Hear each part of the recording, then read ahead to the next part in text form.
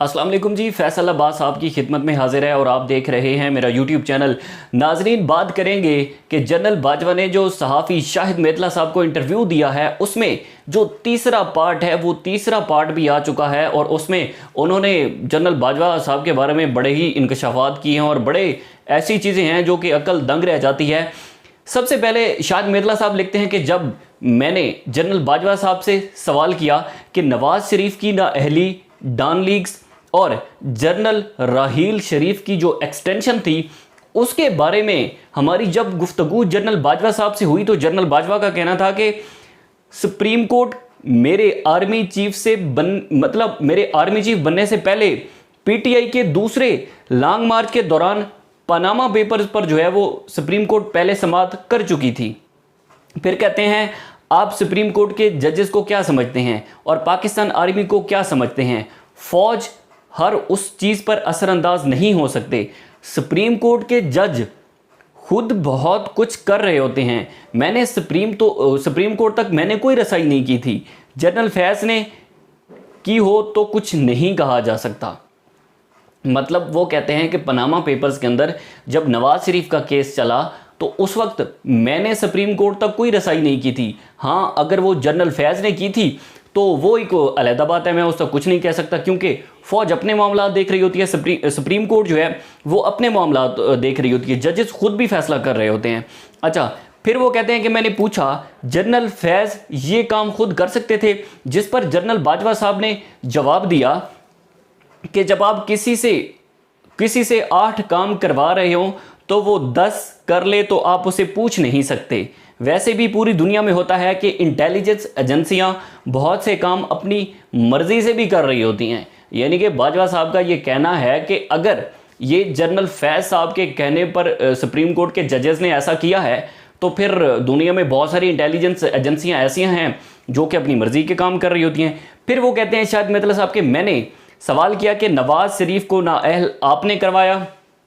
फिर वो जनरल बाजवा ने कहा ये सुप्रीम कोर्ट के 5 जजेस का अपना फैसला था। जब जजेस कहें तो आप क्या कर सकते हैं?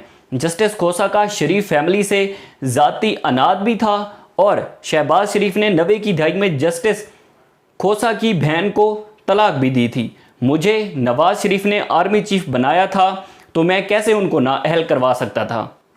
यानी कि उनका कहना है कि मुझे तो आर्मी चीफ बनाया ही नवाज शरीफ ने था तो मैं कैसे नवाज शरीफ साहब को जो है वो नाअहल करवा सकता हूं। आगे चलते हैं। उसके बाद वो लिखते हैं कि इसके अलावा मैं नवाज शरीफ साहब मेरे बहुत अच्छे और बहुत डिसेंट दोस्त थे। फौज का नवाज शरीफ की नाअहली में कोई लेना देना नहीं। सुप्रीम कोर्ट ने फौज के जिम्मे सबूत लाने का टास्क दिया था, सबूत फौज ने मुहैया कर दिए थे। जनरल आसिम मुनीर के बारे में उन्होंने बड़ा इंकशाफ किया है और वो कहते हैं कि जनरल आसिम मुनीर के अरब मुमालिक में बहुत ही अच्छे तल्लुकात थे। मैंने इनको यूएई भेजा था और वो वहाँ से अकामा लेकर आए थे। ये जो है वो जनरल बाजवा साहब बड़ा अजीब गरीब किस्म का जो है वो इंकशाफ कर रहे हैं कि जनरल आसिम मुनीर के जो है वो बड़े तल्लुकात थे यूएई के अंदर और मैंने उनको भेजा, फिर वो यूएई से जो है वो अकामा लेकर आए। मैंने पूछा, शायद मेतला साहब लिखते हैं कि मैंने पूछा यूएई नवाज शरीफ से यमन जंग में साथ ना देने की वजह से नाराज़ था और इसलिए उन्होंने नवाज शरीफ का अकामा दिया, जिस पर जनरल बाजवा ने कहा कि नहीं, ऐसी बात नहीं है, बस अकामा मिल गया। जब अदालत में पनामा केस चल रहा था तो शाहिद खाकान अब्बासी मेरे पास आए और मुझे दामन को ले गए। वहाँ हम 3 घंटे तक जो है बैठे रहे और उन्होंने कहा कि पनामा केस में नवाज शरीफ की मदद करें।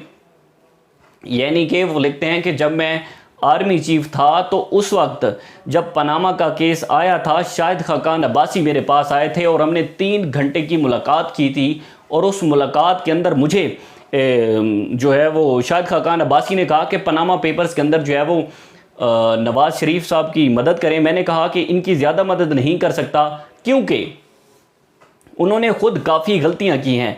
नवाज शरीफ ने पनामा में कई गलतियां की थी। उन्हें सिर्फ ये कहना चाहिए था कि फ्लैट मेरे वालिद ने ख़रीदे और बच्चों को दिए तो उन पर सबूत का बोझ ना आता, कतरी ख़त भी ना लाना पड़ता। मुझे किसी दोस्त ने बहरहाल बताया था कि मियां नवाज शरीफ ने डाइवो से $5 मिलियन रिश्वत ली थी। यानी कि जनरल बाजवा साहब लिखते हैं कि मेरे दोस्त ने मुझे किसी दोस्त ने मुझे बताया था कि नवाज शरीफ ने जो है वो $5 मिलियन रिश्वत ली थी डाइवो से, $3 मिलियन के फ्लैट खरीदे और $2 मिलियन जहाज के लिए या किसी फ्लाई ट्रस्ट को दे दिए थे। फिर उसने कहा कि अच्छा मियां नवाज शरीफ नेकी का काम भी करते थे। जनरल बाजवा ने हंसते हुए कहा कि चौधरी निसार ने भी नवाज शरीफ को मना किया था कि JIT के लिए सुप्रीम कोर्ट को ख़त ना लिखें। फिर चौधरी निसार ने ISI और IM के अफसरान JIT में शामिल ना करने का भी कहा, लेकिन नवाज शरीफ ने ये बात भी नहीं मानी। आगे चलते हैं। आगे सहाफ़ी जो है वो शाहिद मेतला साहब लिखते हैं कि मैंने भी जनरल बाजवा कहते हैं कि मैंने भी 4-5 बंदों को पैगाम दिया कि नवाज शरीफ को कहें कि JIT जो है उसमें फ़ौज के अफसरान को शामिल करने की मुखालफत करें, लेकिन नवाज शरीफ बहुत पुरएतमाद थे, वो नहीं माने। नवाज शरीफ को यकीन था कि उनके पास दस्तावेज़ात पूरी हैं और ये ईमानदारी पर फ़ौज का ठप्पा भी लगवाना चाहते थे, लेकिन मसला ये था कि अगर नवाज शरीफ बरी हो जाते तो सारा मलबा फ़ौज पर गिरता। यानी कि वो कहते हैं कि मैंने नवाज शरीफ को, जो हम शुरू से पढ़ रहे हैं तो उनका कहना है कि मैंने तो कई काम कहते हैं नवाज शरीफ को, लेकिन उन्होंने मेरी एक बात भी नहीं मानी थी। आगे चलते हैं। वो कहते हैं कि सुप्रीम कोर्ट ने JIT बनाने का फैसला जब किया तो मैंने DGISI को बुलाया और कहा कि हमें इस मामले से निकलना है। तो उन्होंने कहा कि ये सुप्रीम कोर्ट का हुक्म है, हम कैसे निकल सकते हैं। मैंने अपने बेटे बैरिस्टर साद से सुप्रीम कोर्ट के नाम ख़त भी लिखवाया। साद बाजवा अंग्रेज़ी बहुत अच्छी लिखते हैं, वो अपने बेटे के बारे में कह रहे हैं। मैंने ख़त लिखकर माजरत करने का मामला कोर कमांडर कॉन्फ्रेंस में रखा तो उन्होंने कहा कि हम मातहत इदारा ख़त नहीं लिख सकते, चुनाचे ख़त नहीं भेजा गया। मैंने पूछा फिर नाअहली कैसे हुई, सुप्रीम कोर्ट में इंसाफ़ी जज हैं क्या? ये शायद मेतला साहब का जो है वो जनरल बाजवा साहब से सवाल था कि नवाज शरीफ की नाअहली कैसे हुई। फिर इसका मतलब है कि सुप्रीम कोर्ट के अंदर इंसाफ़ी जज भी बैठे हैं, यानी कि PTI को सपोर्ट करने वाले जज बैठे हैं, जिस पर उन्होंने जवाब दिया कि हम भी तो इंसाफ़ी थे। इस पर उन्होंने बुलंद कहका लगाया कि हम जनरल पहले ही इंसाफ़ी थे जो इमरान खान के इश्क में गिरफ़्तार थे।